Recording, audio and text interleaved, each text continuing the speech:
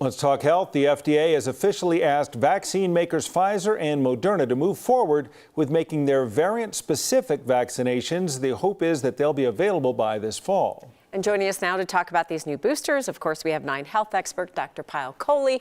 So, first of all, how are they different than all the other vaccines and boosters that we keep hearing about? The recipe. You know how we have antivirus software in our computer, Kim? Yeah. And then every few years we have to update it because new viruses come out. So really this is an update. This is a software update for our immune system because we know that the original vaccines, which are the ones we've been using for boosters so far, target the original Wuhan strain, which is now a 2-year-old strain, and the virus has evolved significantly since that. So the FDA is specifically asking the vaccine manufacturers to put in the spike protein, the part that induces the immunity for BA4 and BA5, which are subvariants of Omicron, which is what's circulating right now. So, but you're saying that what they're asking for in America, though, is not exactly what the World Health Organization is looking for when it comes to targeting subvariants. They think that should be going in a different direction. That's right. There's a little bit of controversy here. So the question is really, should we use BA4 and 5 here in America? Because those are the dominant strains. The advantage of getting a booster specific to those strains is it's more effective against those strains.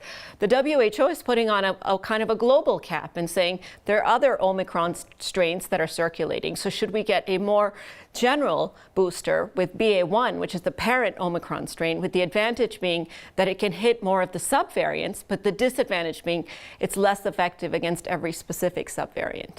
Ooh, okay.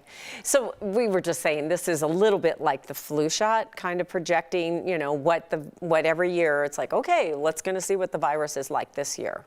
That's right. And the idea here is not to just target what's already out there, but to actually predict where the virus is going to go based on its genetics, its mutations, and how it's evolved, so that we can actually protect for the coming season next year, just like the flu, as you said. But with the flu vaccine, we've had years where the flu vaccine forecast has been very accurate. We've had years when it's not been very accurate.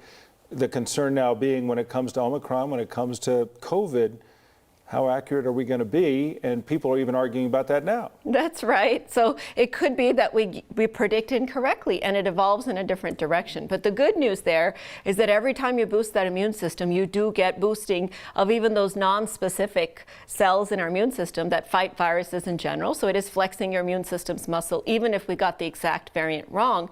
And then even if you get infected, your likelihood of getting super sick is actually much lower too. So probably in the fall, we'll start seeing some of these. We are thinking that. So Moderna and Pfizer already have a bivalent vaccine, meaning the original Wuhan plus BA1. Now they might be thinking of getting a bivalent with 4 and 5. But the question also remains for us is for those of us that haven't been vaccinated, moving forward, should the primary vaccination actually be one of these specific variants? Oh, yeah. Yes, those folks. Rather than the original Wuhan strain. Well, you think of how much more educated we are as pedestrian followers of vaccines and viruses.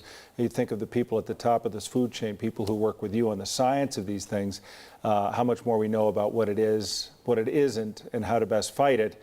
We'll see what happens. Thanks, Payal. It's good to see you. Dr. Payal Kohli visiting with us again today.